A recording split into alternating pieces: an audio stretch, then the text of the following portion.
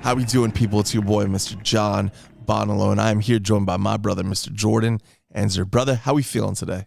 Feeling good, but feeling tired, man. We just rolled back 1 hour with this time change. I think we're all kind of feeling it right now.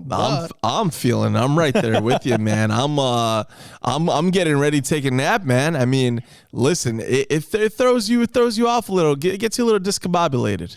Well, and I know we both had pretty long days today too, so that doesn't help anything. Not at all. But I am excited to introduce our next guest, Mr. Rozzik, the bastard child of New York City. He is keeping theatrics and rock and roll alive, and honestly, they're bringing a heat to this scene we haven't seen in a long time, and it feels pretty damn good, doesn't it, Jordan? Oh yeah.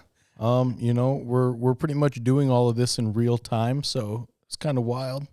You guys are gonna maybe hear it a day or two later, but that's all right. It'll give you time to see the music video, hear the song, let it marinate a little bit. Yeah, let it stew for you. And we're super pumped for this. He's bringing it big time. We're gonna see him coming up here with Ace Frehley, one of our heroes. Actually, probably our main hero, to be completely honest here. The reason we're friends, half our conversations consist of Ace Frehley. So this is exciting, brother. Talk to me, man. What are you thinking? Core 24? Core 24. Core 24. Core 24. Let's go, baby. I'm excited for this, man. I'm all pumped up. Oh, yeah. We'll have to see what he says about this upcoming election when we talk to him. Yeah, we're going to have to see what he's going to do for the city. What is he going to do? Yeah, it's going to be a good one. I'm excited for this. Listen, I mean, he's released so many good songs. Yeah, I mean, the one we love, Jordan. Vengeance Overdrive. I love that song, brother. I love that song. It's a fucking banger. It's a fucking banger. And you know what? If we love Vengeance Overdrive that much, Jordan, I'm so excited to see what comes next. What do you think, brother? What are you thinking? I think it's going to kick some ass. It's going to kick some ass. I'm excited to see what the new stage show looks like. I mean, are they gonna add some new stuff? I mean, their lighting is out of control, which is really dope. Well, we have a lineup change in progress right now. We do have a lineup change. So we got to see some new members. We're gonna get some new music. We've got Rozzik is not reinventing the wheel, but has reinvented himself. Yes. Stronger, harder, faster. That being said, I think he's on the other line, but we can't start this episode off without a little intro. Let's do it. Jordan, hit the music.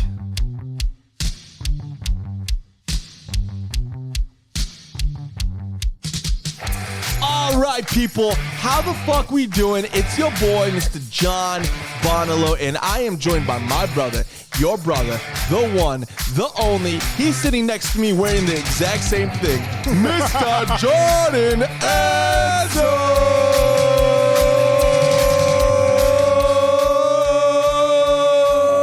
Jeez, did you know I was wearing this when you showed up? No. Our cycles are lined up. We are twinning right now. All right, let's jump. He's on the other line, brother. You ready? Yeah, let's go. Do it. Whoa! All right, we're here with Rozzik. How are you doing, brother? How are you feeling right now? I'm feeling fantastic. I mean, we just dropped the video. We seen it. Yes. We just watched it. It's amazing. The song is a banger. We love it. Jordan and I found ourselves, humming along to it, and we've been listening to the song because it's been out. It's been out for a week or two now, and we've been jamming out to it. So it's been really great. And to see the music video and see the vision behind it, tell us a little bit about that, if you don't mind. Yeah, well, this has been a long time coming with this song. I started writing the song during the pandemic, during the shutdown, where we had nowhere to go, and we're just watching a lot of television, a lot of news, and I thought this was a great way to kind of start the new era of the Dead Society. I mean, there's other main focal points of the concept of the Dead Society, but I thought it was interesting to put this one out first because I think the song is a little bit darker. I think the vibe is a little different than from anything you've heard from Rozzik before, and I kind of wanted to make a bold statement to kind of show people that this is the new era of Core Rozzik. Not that some of the next songs you might hear might sound more like, OG Core Rozzik, but just that this is truly a new era, that maybe the content's a little bit more mature, that we've progressed a little bit, and that maybe it's a little bit more relatable too. Everything that I write is kind of based around myself being the bastard child, but I think what we're doing now is going to be more relatable, because even though we're doing it in the Dead Society universe, I think everybody can understand and relate and agree that in the real world right now, things are a little messed up. And I think that's kind of what we're kind of talking about here. Now, with the Dead Society, are we going to get more music videos? Are we going to get more storytelling? What is going to set this off from everything else you've done? What is the build to this? Yeah, so it's a long time coming build, but we're finally pulling the trigger here, which is really exciting. So, the first concept record was Vengeance Overdrive, and that was basically record. Thank you. I'm still very fond of that record, but I'm so proud to really close the door on that chapter. I think the Vengeance Overdrive era probably ran on a little longer than it should have. There's a lot of reasons for that, and maybe we'll dig up a little dirt along the way here. But nice. That was my first concept record, and that was about Core Rozzik in the New York City scene, and battling adversity and, the quest for fame and fortune, and it was a very prolific kind of self-centered record. Fun story, fun adventure, but very, very, very fanatical, very fantasy-like, only so relatable. The Dead Society is a totally different universe, and basically the Dead Society is a group of outcasts that are basically trying to exist in their own little side town away from the oppressive government that's anti-music, anti-sex, censorship, anti-freedom of expression. And Core is basically their anti-hero. He's trying to be their savior and try to lead them towards promise. So it's a much more ambitious, much more relatable, much more involved storyline. So eventually it will culminate in another full-length concept record. But right now we're kind of just slowly planting the seed. So, right now we got the dollar, and I'm actually in the studio right now wrapping up a couple more songs. Oh, wow. Okay. Very cool. Hell yeah. Now I have another question for you here. So this to us is very theatrical, and we are massive Kiss fans, as our fans know, and we are massive Ghost fans, and we love the theatrics in rock and roll. Now, we want to talk about your influences.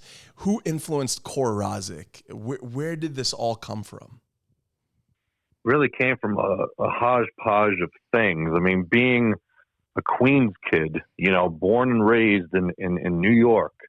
I mean, I grew up 10 minutes from where the Ramones grew up. I grew up 5 blocks from where Paul Stanley grew up. So there's a lot of that New York influences, whether it be like the Kiss or, Ramones. But obviously Alice Cooper, everybody knows, has been a huge influence on me. I love Blue Oyster Cult, who are also New York guys. Very, which, BOC is probably one of the most underrated bands in the world. In rock history, just because their catalog is so eclectic, and I've always gravitated to that, because if you listen to like a BOC record, it's like there could be like a song that's like prototype metal, then there's something that's like super poppy, and then there's something that's kind of like psychedelic. So like they were all over the map. I grew up listening to Queen. I was so into Freddie Mercury's vocal range, and Queen was another kind of band that, if you listen to their records from start to finish, it's not all the same vibe all the time. I mean, I don't think I could ever be that eclectic per se, but those types of things motivated me to try to be a little bit different. And I think that's why my music's always been kind of this like unorthodox mix. There's a lot of bands that are really good at honing in on a subgenre or almost copying, for a back-a-letter word, even though imitation is the greatest form of flattery, right? where there's a lot of bands out there where it's like, oh, they're doing that exact style, therefore they probably sound like bands A, B, and C. And for whatever reason with Core Rozzik, I always felt the music it never sounded exactly like band A, B, or C. If anything, it sounded like band F, J, and Z, depending on the part and depending on the song. I mean, I always have fans when they listen to my songs that they always hear something different. There's never a right or wrong answer. There's never a consistent answer of what people hear out of the music. So I've just been influenced by like so many, different bands, and yeah, a lot of bands that were very theatrical, in different forms of that. I mean, I love Meatloaf. I thought Meatloaf was a great singer, and Jim Simon's writing was just so over the top. And Meatloaf was kind of a big guy, and I'm kind of a big guy, so it was good to see a big guy kind of running around there just going for it. That's awesome. You say that. That's what I always tell Jordan. That's why I love Meatloaf. He's another big guy, and he's killing it, and everyone loves him. Right. Yeah. I mean, I don't think I'm that big, but no, not at all. Not at all. That's why I was confused when you said, because you're a big guy. I was like, hey, you're a tall guy. Yeah. I wouldn't say you're Meatloaf big. Meatloaf big is something else. But we love that. Yeah, no, but when I was a kid, I used to like make meatloaf and listen to Meatloaf at the same time. That was one of my favorite. Meatception. Yeah, no, for sure. So there's all these different types of influences, and even in recent years, I've really taken a liking to Ghost, which is a very theatrical band, and it's been very encouraging looking at a band like Ghost, how successful they've been, because I mean, to be honest with you, as much as I'm a theatrical guy, when it comes to Ghost, that's not even really why I like them. I actually generally really like their songwriting, and their songwriting is really from a classic place. It's a hodgepodge of like all those late 70s, early 80s influences kind of mixed together. And I feel like in my own right, that's kind of where I've been, pulling from as well. So we don't sound exactly like Ghost at all, but I think it still comes from that same kind of like, school. Yes. So it's been so cool to see them, become a superstar, a megastar act. It's encouraging for an artist like me that tries to do different things, but at the core of what I do, our influences are very old school. I mean, there's no way to beat around the bush. But having said that, that's what I love so much about The Dollar, because I feel like it was kind of bold to put that song out first, because it is a little bit different. And actually, if anything, I think you could maybe even argue that it's very different from the first record. It is. It honestly is. And that was the first thing we started talking about. We're like, this is a totally different vibe. And that could actually segue into our next topic here. So you have a whole new lineup now. Talk to us about how that came to be. So that's a very interesting thing, right? So, I've been doing this for a long time, and I've worked with probably over 30 musicians. And, every era had its ups and downs, and being a band of our stature, COVID really messed us up. I mean, we were supposed to have a second record with the record company, and then the record company kind of went MIA on us. Found out the A&R guy left during COVID. Nobody told us. So we were just kind of like, oh, okay, what do we do? We didn't have any funding at the time, and then we were just kind of fighting to kind of get the band back together and just get back on the stage. And that's kind of where we're at that point. And then we got really lucky and we got hooked up with Ace Frehley, and we started, really kicking ass. We were out Ace like every month, and it really was like a dream come true. And that was good for us because we were kind of rebuilding the band's reputation, kind of getting eyes back on the band. The problem was that in the midst of that, there were some lineup changes. There was some things got a little bit ugly, unfortunately. And I got sick. I had some health issues that I had to deal with. And then we didn't stop. We just kept touring and touring with Ace. So it was this great, basically it became this great rock star bubble. But what happened was in the midst of that, the band started falling apart because we started getting complacent. The band still wasn't working together on working on new music. And I have a million ideas. I have a million concepts. I just need the right people around me to help me see these things through. And almost everybody I've worked with, I have a lot of love and respect for. Most of the band members I've been with, we've got along, we've had great times. So it's nothing wrong with them as people or personalities, but the band collectively just wasn't moving forward and getting things done. And it wasn't any specific person's fault per se. Just as a unit, it wasn't working.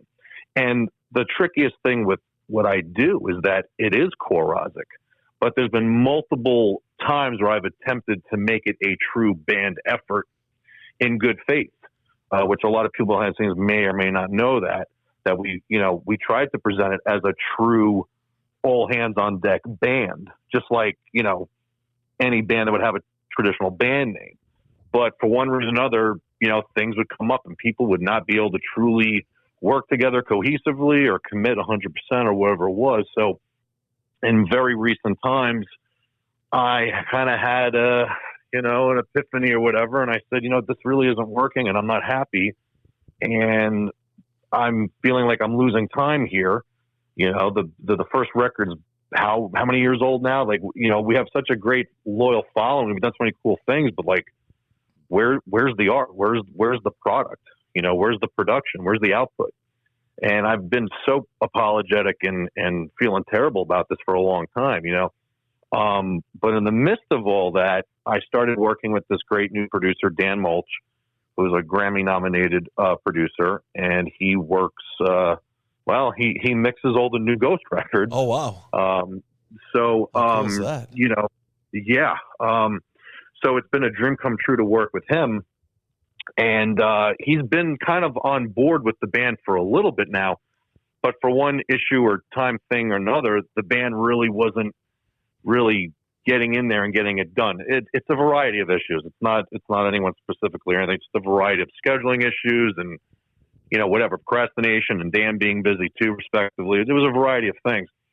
But working with Dan came the benefits of being able to have other people help with the project, whether it's someone to do background vocals or someone to help with the songwriting, or if you need a session player or whatever. And attached to the project was Johnny Nova, who works with Dan on multiple projects of multiple genres. And Johnny used to be in the band Cold. He had his own band called Death Valley Dreams. He's worked with so many people. He even had an opportunity to work with Taylor Swift back in the day before she got famous, but he didn't, which is a crazy story. But Johnny's been around, but me and Johnny hit it off so well when we were working on The Dollar and then about to start working on it. We really broed out. And I kind of told him what was going on with my previous lineups, and I was feeling frustrated and stuff. And he's like, dude, I really believe in what you're doing. He's like, I'll join your band and I'll do one better. I'll get my buddy Randy to come in on drums. So very quickly, it wasn't just, I could have these guys on my record. They could actually be the new band. So I was like, yeah, I think, maybe I need to take this opportunity. So, and then obviously Andre Patorsky, who was really my OG guitar player, me and him wrote the first record. We had a heart-to-heart talk, and, Andy was like, yeah, no, I still believe in this and I want to do this, but I want to do it better. I want to do it right. I want to get things done. I said, okay, cool, let's do this. So I basically kind of put this would-be mix of old OG and new school together. And here we are. So yeah, so there's a kind of a new lineup here on these new tracks. And the energy is just, it's really good. So I'm really excited because I got a lot of new people that kind of formed this new core Rozzik team. And it's very exciting. I mean, we've never had this much support behind it. So, can't tell you exactly what's going to happen next year, but I have a pretty good reason. I got a pretty good feeling that good things are ahead. Well, and it's been very interesting watching you grow, Core, because, like I've been telling John, earlier we were talking before this, I saw you guys back in like 2019. And I've seen you guys multiple times over the last few years as well. And I got to say, every time I see you, it just gets better and better. And also, like you've said, I've seen you guys through multiple lineup changes, and to hear you talk about what's coming next and being so passionate about pushing this project forward makes me really excited to see it as well. Seeing you guys back then, as far as theatrical bands go, what I saw from you guys is really not anything I've seen from anybody else before. I mean, what you guys are coming up with conceptually, and your guys' stage show and your presence, I really love that. I really love what you're doing, and I really am excited to see what comes next from you. Me too. This is a very exciting time. It's also been a scary time. This has been a very emotional time for me because, I've worked with a lot of the same people for many years. I've tried doing a lot of the same tactics for many years. And, sometimes, unfortunately, things don't end up working as well as you hoped, or they just don't work anymore, or whatever it is, and it's like, unfortunately, sometimes you have to go the route where you become the bad guy, or you end up breaking a couple of hearts in the process. And it's never fun. And it kind of brings me back to the old PTSD New York City days of how people just never liked me or hated me or had, prefabricated negative opinions on me. It's this whole process kind of dug up some of that stuff. But all I can say is, I'm really hopeful, and I do believe in time the fans will be forgiving if they are upset with what's going on for any reason. I understand why they might be upset, but I really assure them that the whole point of making some of the changes that I've done recently is for the sake of being able to finally give the fans new music and to fully see through my vision. Because anyone that knows Rozzik knows that it's all about the music and it's all about the performance, and it's always been about my vision, and I have to see this vision through. So by any means necessary. All right, brother. So let's talk a little bit about the music video. I so happened to be there the day of, wasn't able to stay, which I'm super bummed about. Great shooting location. Talk to us about this music video. Talk to us about how you guys found this. It was an old abandoned bank, right? I believe so.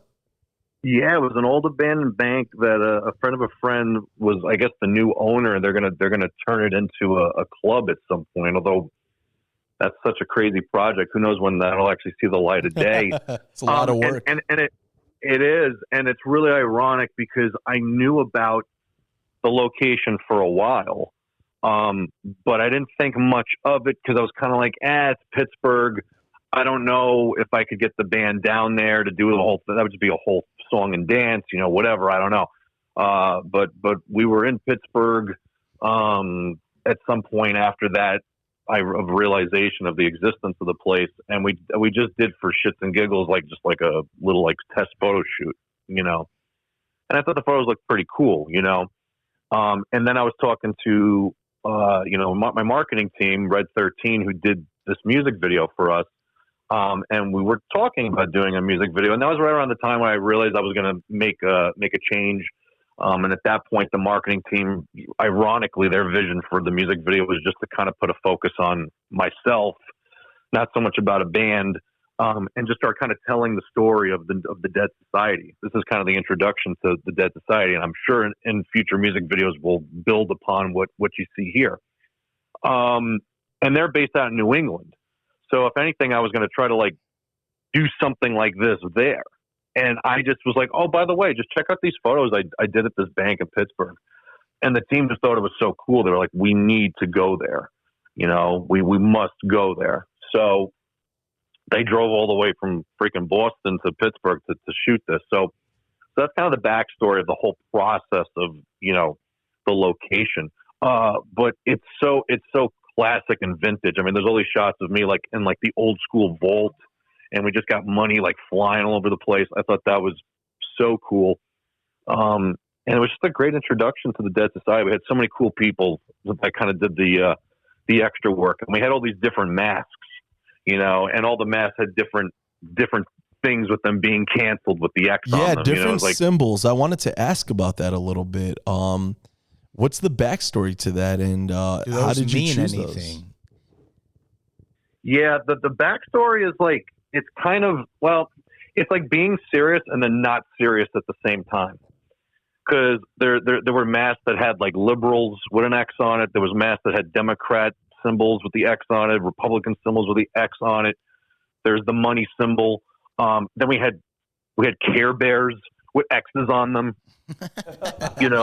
And that's funny. And it's funny because when you look at something like that, this is all kind of like suggestive. You could take it completely literal and be like, oh, okay, they're just saying, screw everything political, which is fair, because that's kind of how I like to do things personally as an artist. Yeah. When I was younger, I never thought I would get political. But now when I get political, I'm still in the middle. I'll never tell somebody, how they should vote or what they should do. But I'll certainly point out the hypocrisy in the overall if I can. So that's kind of where I'm at with the dollar. But the Care Bear thing, I mean, you could probably see that as, the cancellation of innocence of childhood. And that's kind of something that I did touch on this video, with the little girl in there with the doll, with the stuffed animal rather, because when you get older, you get involved in adulthood, and adulthood sucks. It's obsession with money. It's obsession with politics. Gotta go to work. Yeah. You lose that sense of freedom and innocence. And sometimes we have these dreams as a kid, whatever they are, as realistic or dumb as they are. Like, how many kids say they want to be an astronaut for no reason, right? Well, most people don't become an astronaut because, you knock up a couple of chicks and then now you're working at McDonald's or something, so it happens. It does. Yeah. Not to me, but I've heard it happens. Right. So we touched a little bit on that, about the dream seeking and the dreams being crushed, because of adulthood and reality and everything that comes with this modern day society. So I'm trying to touch on a lot of different topics, Now, speaking of dreams, I want to hop in here for a second, if you don't mind. Yeah, sure. When I was a kid, I wanted to be a wrestler and a rock star. I mean, you quite literally have done both, quite literally living my dream, brother. So I just wanted to say kudos for you for never stopping the dream. And that's awesome, man. Brother.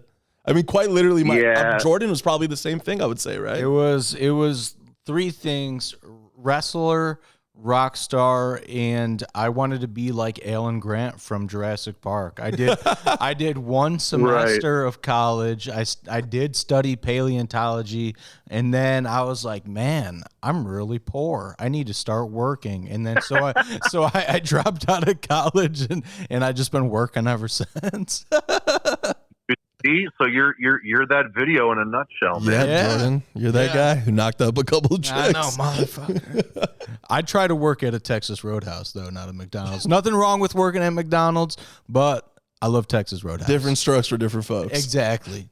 But no, we love that. We love that you are out there living your dream, and we love that the music video, I mean, touches on that in a way, kind of like you said, the cancellation of innocence, of childhood dreaming, probably at the same time daydreaming, all that stuff. Sure. I think it's an interesting concept. I mean, I think the first record might have been relatable if someone aspired to be a rock star or something like that, I guess. But I don't think the first record really is that relatable, and I don't think Core as a character in the first record, even though there's undertones of, oh, he's misunderstood and he's blacklisted and he just wants to be famous. I don't think necessarily Core is like super likable necessarily. Not that he's like unlikable, but I don't think he's like super likable in the first record necessarily. Not that he's a total scumbag, but he ain't no saint either. And he's still no saint on this next chapter either. I mean, I think he's the ideal anti-hero. But I think, having said that, I think this record's going to show more shades of being human, and having some emotions, whether it's regret or desire or temptation or sorrow or anxiety. I think this record's going to showcase more emotion than the first record. Very cool. Now we spoke a little bit, or you spoke a little bit earlier about not trying not to get too political. However, what is going on with the Core 24 campaign right now? Well, the Core 24 campaign has been a very interesting experiment. I was pretty passionate about it earlier in the year when we were on Ace Frehley, and I got a very good response. And a lot of people assured me that they would be voting for me.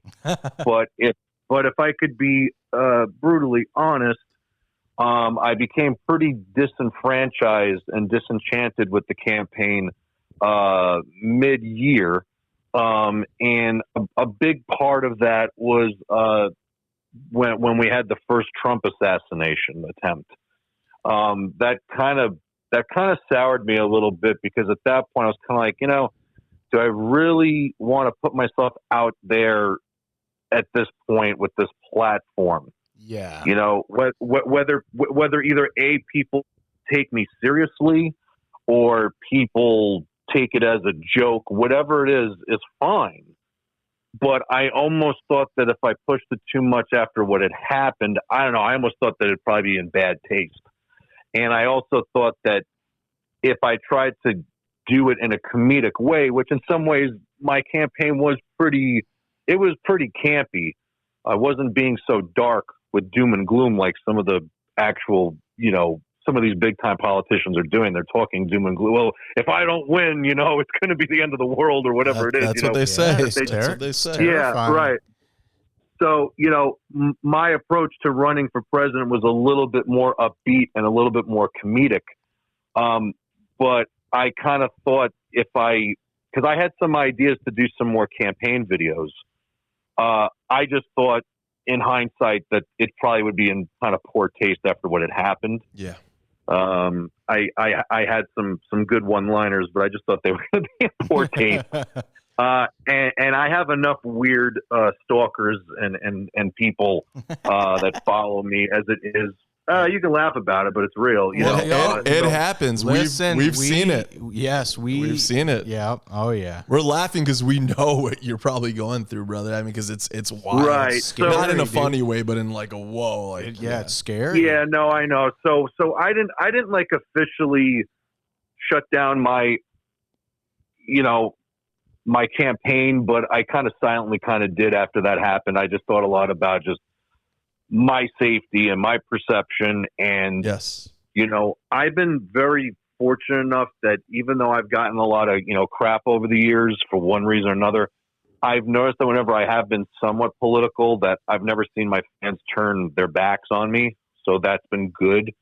But I just thought with the climate of where this overall election was going, especially after that assassination attempt, I just thought that if I did put out some videos where maybe I would have made some jokes, some soft jokes about it, or if I said something a little, I just thought that might divide the fan base, and then maybe people would be upset for me being political, even if I was initially doing it from a lighthearted place. Yeah, so I just kind of, anything you say can get misconstrued, and people are always trying to flip something over. Now, I did want to ask you though, if the Core 24 was still going on, what were you going to do for the city of New York? Just wondering what was going to go down. For the city of New York, I actually had no interest in doing anything for New York.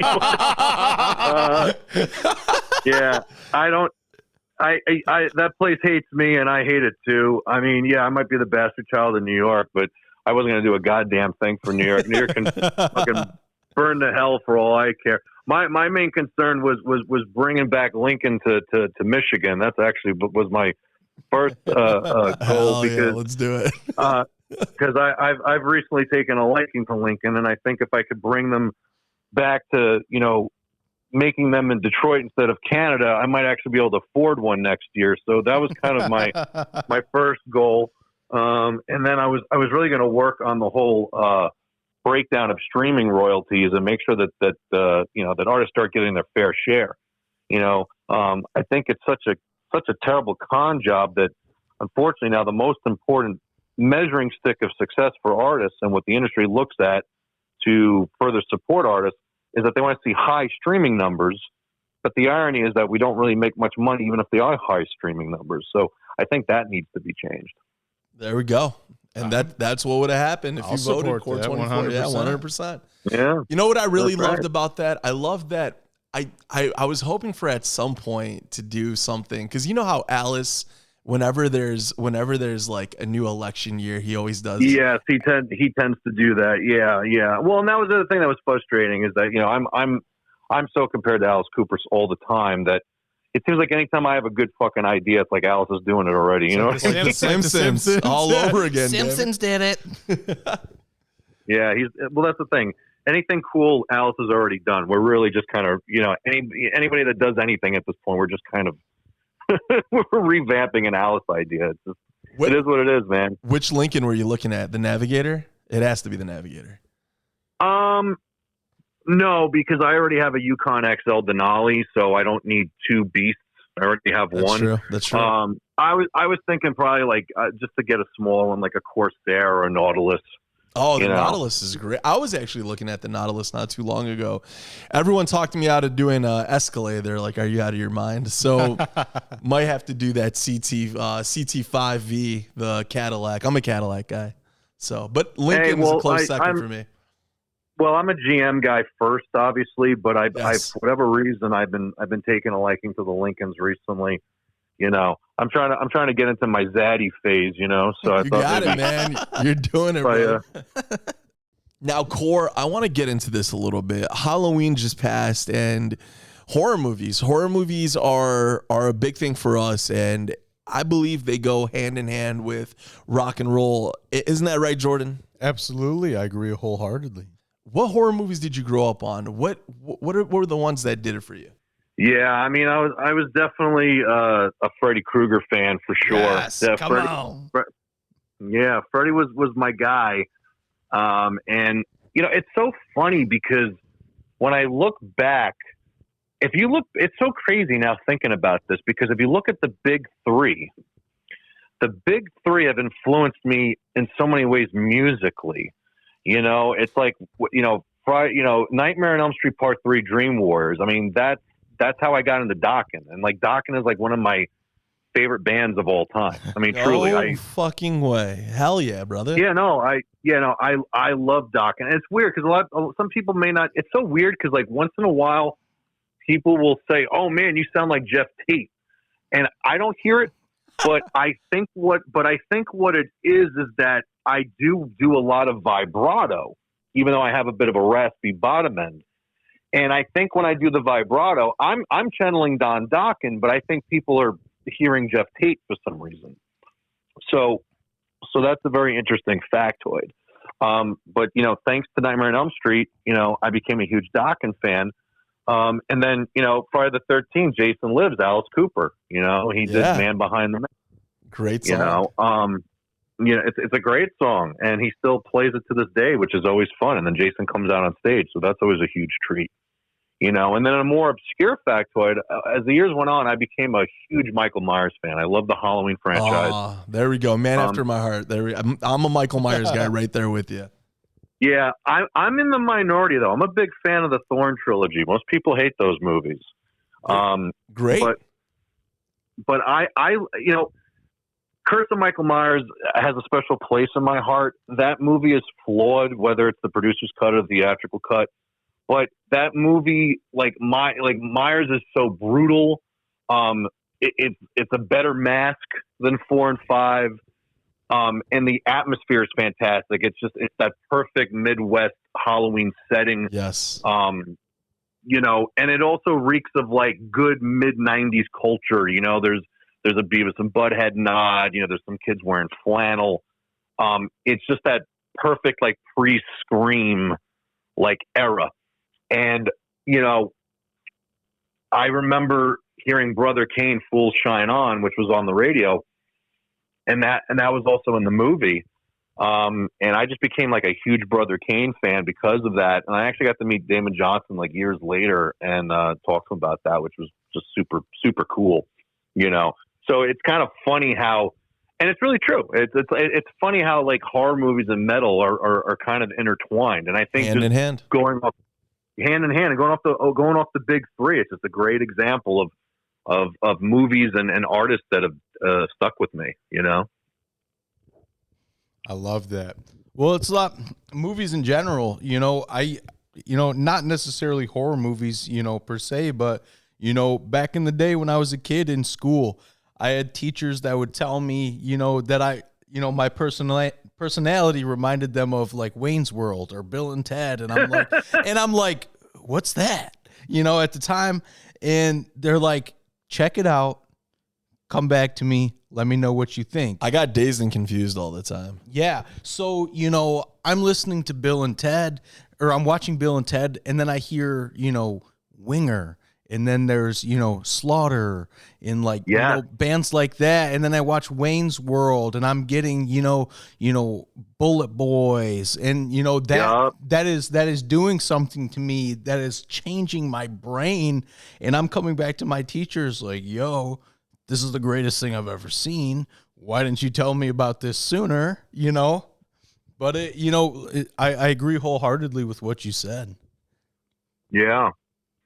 I love that you bring up 4 and 5, the masks. They were the worst mask. It like progressively got worse. And even Halloween H2O, it looked like he had a facelift. What were they doing? I don't know. I hate H2O. Like a lot of people love that movie. To me, it's not a real Halloween movie. It doesn't take place in Haddonfield. No. It takes place during summer. Okay, fine. Maybe people hate 4, 5, and 6, whatever. But like, it was just like, to me, it was like, maybe it was the logical thing to do after the fact that some of those movies weren't as successful. I get it but that movie's just so cliche Hollywood. It just seems like such like a sellout move to bring back Jamie Lee Curtis. And the David Gordon Green trilogy is pretty interesting. I'm kind of like panned on those movies. I don't hate them. I don't love them. But I don't know, like as much as I actually do get some enjoyment out of watching those movies, I'm kind of over the whole Laurie Strode, Jamie Lee Curtis thing. Like I just feel like they should have put that to bed. Like we already did that. They need something new. That's why that last movie was so. People I think wanted it to be like the classic films, but I'm like, you know what? It's its own thing. You got to take it for what it is. Be grateful that we get any kind of horror movie. Same with the Texas Chainsaw Massacres. Let them keep making them. At some point, we're gonna get one decent one or something decent. Yeah, I can never forgive them for "Do Your Thing, Cuzzo" or whatever that was. But, dude, but you know what's funny though? That line is terrible, but I actually like the 3D movie. That's actually one of my more likable sequels of that franchise. The problem I have with Texas Chainsaw Massacre, and this is why actually my drummer Randy likes him, but the reason why I don't like him as much, there's like no consistency. It's like every movie there's like it's the family, but it's really like not the same family. You know what I mean? Like it's always different. Yeah, that kind of like pisses me off a little bit. At least like with Michael Myers, even though there's different timelines, there's still at least some sort of a bit of a consistency, you know?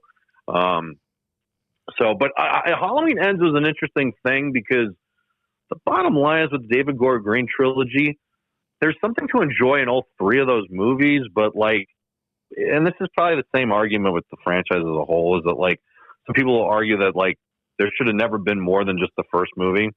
And I think with the David Gordon Green trilogy, it's like I feel like they were kind of stretching out the story to fit 3 movies, but somewhere along the way they still didn't have enough story.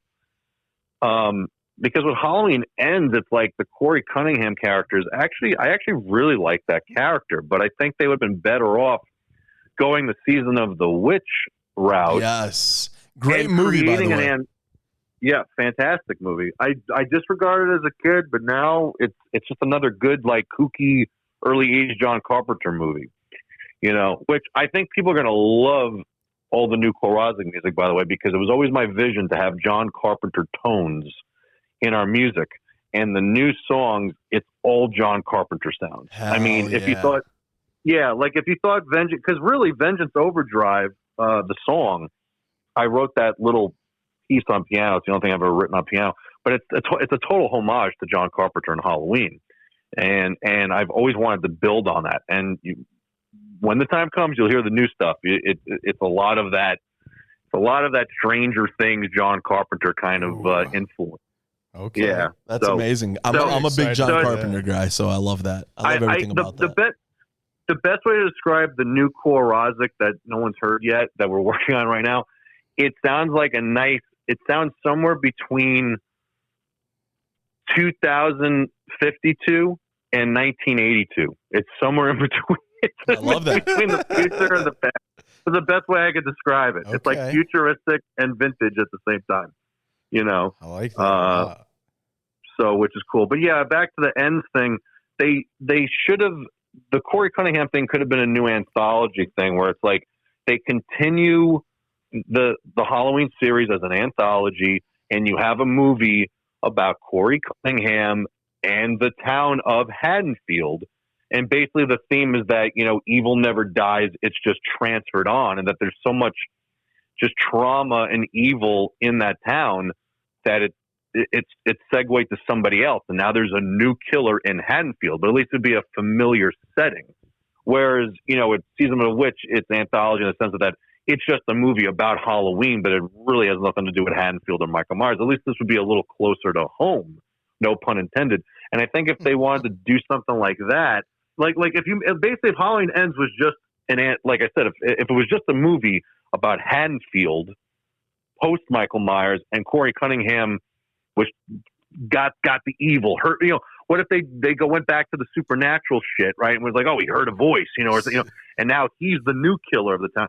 I think that movie would have been fucking awesome. I think so too. But but it's so convoluted because like Michael's there and he's old and he's like kind of a bitch, and then like, you know, he really was in that movie. Yeah, and then like Jamie Lee Curtis, all of a sudden, Jamie Lee Curtis is like cool. She's just writing a book and like going to the fucking supermarket all willy nilly, but everyone else is still like fucking traumatized, and they're like, "Fuck you, Laurie Strode. Why are you fucking happy? You're the reason this town's all fucked up." You know, it's just like, so like, yeah, that movie, like, I still actually like Ends a lot for what it is. I really do, actually. It's a fun watch, but it is pretty like, it is kind of confusing, you know. It's like they didn't know where the hell they were going with it. You know, it seemed like they just needed to get that movie out, and they were like, "Whatever, this will do. Let's do this." And then he's living in a sewer, and then all right, we're good to go. I don't know, dude. I'm very curious to see how people feel about this movie like 5-10 years from now, because in some weird like altered universe, like it might. I don't know. This is kind of crazy to say, but like, I don't know if it's the worst of the three. I don't know if it's the worst. I think it's better than the second one, but that first one was amazing. Now here's my take on this. Sorry about that. I'm cutting you off. That's okay. I don't stop talking. So, so when those Rob Zombie movies came out, everyone loved them. Everyone applauded them. But as soon as John Carpenter said something, everyone turned their backs on them. I never liked them, but I remember like people ranting and raving about how brutal and how amazing and how crazy they are. And then all of a sudden, John Carpenter tore it apart, and then everyone turned their backs on Rob Zombie, and everything he does is shit. You know, I hated it. You gotta understand, I'm a purist when it comes to 1, 2, 4, 5, 6. Like that's my timeline, for better or for worse. I hated 7. And here's the funny thing. Every time they change the fucking timeline on me, it's so funny. I'm able to accept it once we're a little bit more in. Yeah. So that's why as much as Resurrection is like god awful, I'll still watch that over H2O because I'm angry at H2O. I can't. Resurrection is the worst thing I've ever seen in my life. No, listen, I would still put. I did a ranking system yesterday on this, actually, believe it or not, and I still put it as the worst movie of the whole franchise. But I still have a beef with H2O for taking away my Thorn trilogy. So, which is, you know, whatever. You know, like, they probably had to move on because it was just so out there that, you know, that they probably couldn't go anywhere else with it. And Loomis was, Donald Pleasant's already passed away, so like that was that, so it was probably time to move on. Yeah, my ranking is really weird. I would go 4, 1, 3, and then 5. like that would be like, those are my top ones. I really love 4. Halloween 4 is a masterpiece. I love that movie. And then the first one is unbeatable, but 4 is like my pick. And then I really love 3. It's kooky, like you said. It's just campy to the gills. Something about it. Yeah. It stands on its own. But yeah, I mean, what did they have? They had Michael Myers in it for 1 second, and he's on the TV as a commercial. Yeah. In the gas station. The first signs of meta. I love that. It really is. It really is. I love that movie, man. I really do. And then I also love that you brought up that, metal goes hands in hand. I mean, Vinnie Vincent Invasion. What is that? Freddy Krueger? It was Nightmare on Elm Street 4. Love Kills. 4. Yeah, Love Kills. Yeah. Just that might have been the first time I ever discovered Vinnie Vincent's Invasion. I mean, it blew my mind. So, I mean, hand in hand. I think I knew Vinnie Vincent Invasion beforehand. And then, like, at some point in time, I watched the original Nightmare on Elm Street. And then, like, I loved it so much. And then through, like, going to garage sales with my grandma and my mom, I would see the other ones on VHS, and they were like 10 cents a piece. And I'd be like, Grandma, you got to buy these for me. She's like, I don't know why you want to watch that shit. I'm like, please just get them for me. And then I would bring them home, and then I would watch them. And the next thing you know, I'm hearing Dokken, and I'm hearing Vinnie Vincent, and I'm like, what the fuck? I knew these bands. Now, talking about Dokken, what is your favorite Dokken album, and what is your favorite Dokken song? Oh, geez. That's really tough, because I like to be quirky, and I'd probably say something like totally out of place, because the first classic, the first couple of albums with Lynch obviously are classic and very strong records, but I don't think their later catalog gets enough credit. I'm a big fan of the Hell to Pay record, which is a very more mid-tempo, moody, more modern record. I really even enjoyed their newest record, Heaven Comes Down. There's a lot of fantastic stuff on that. That was a great record. I really loved that record. Jordan made me listen to it. Our New Jersey, we were driving to New Jersey for HorrorCon to meet Ace Frehley. No, Peter Criss. Yeah, we listened to that. I really like that album so much. Even Erase the Slate. Reb, as a huge Winger fan, that Red Beach was on Erase the Slate. I love that record too. That record's fantastic. I'll tell you something. Lynch is the guy, but like John Levin has been amazing with Dokken for like almost 20 years now, and Red Beach was great. And honestly, the Live from the Sun record, which was basically Erase the Slate tour with Red Beach on it, that is probably I think that's the best live record presentation of Dokken as a lineup, because at that point Don's voice was still really in its prime. And Mick Brown's doing great, and Jeff is doing his great background vocals, and Reb is just like just on fire.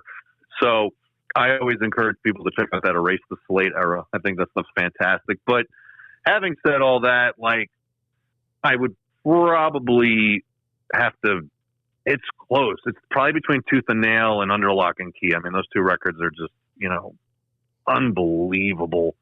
Those are so good. Favorite song, man? I don't know. That's a tough one. Tough. That is tough. That is tough. I don't know. There's so many good songs, man. I mean, maybe might be.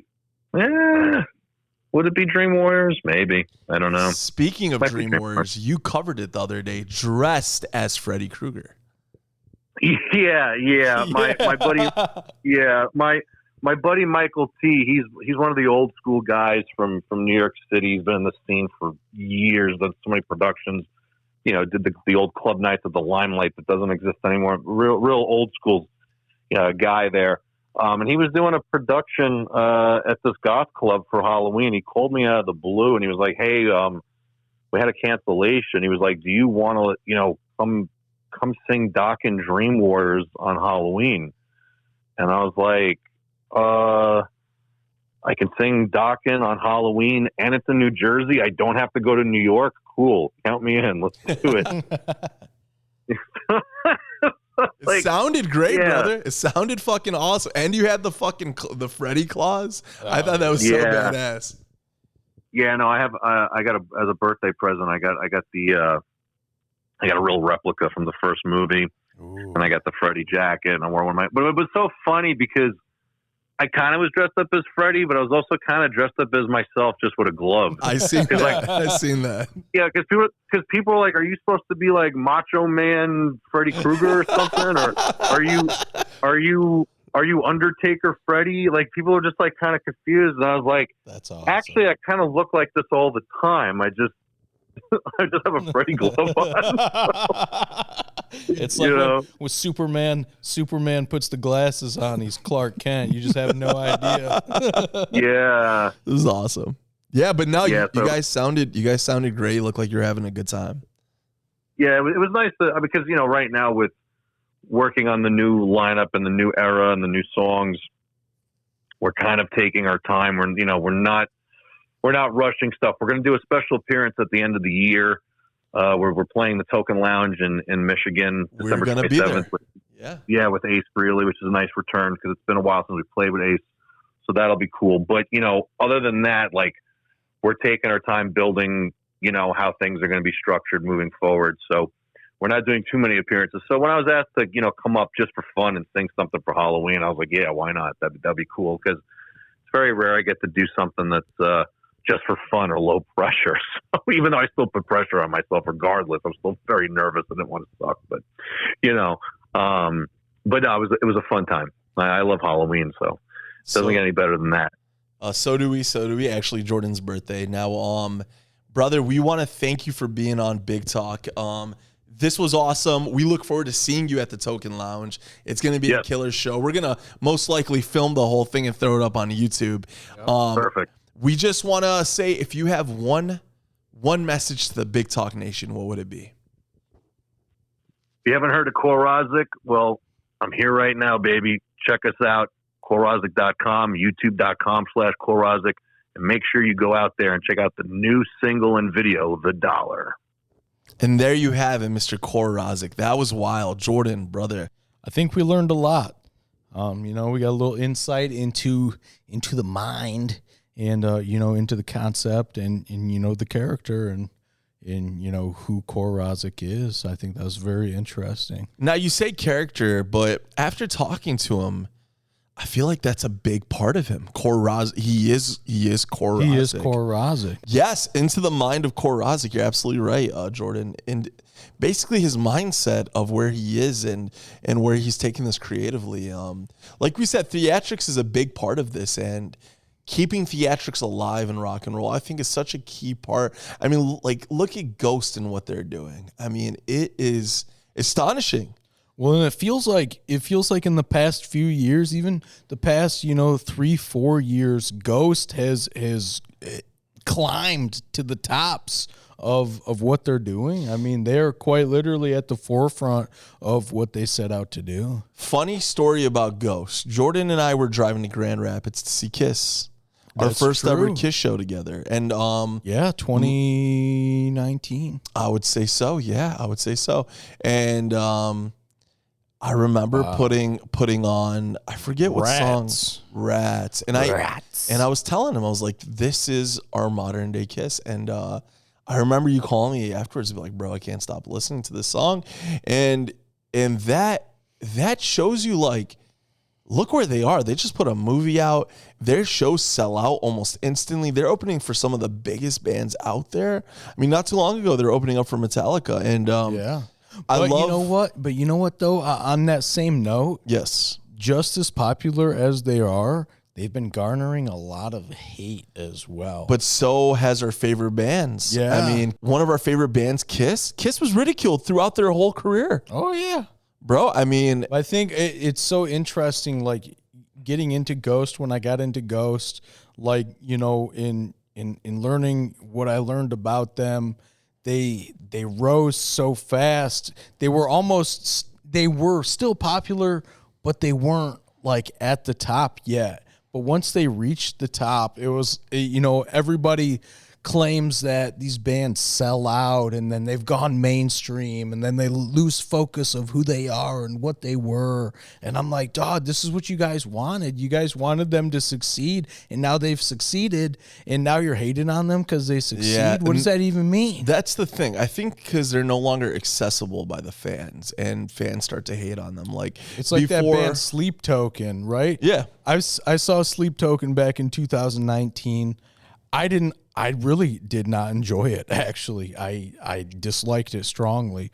But look what they're doing right now. And that's the thing, bro. Their fans ruined it for themselves. Their fans doxed them and, you know, made their identities known, leaked their birth certificates and where they lived and stuff here's like the that. thing, Jordan. Here's the thing.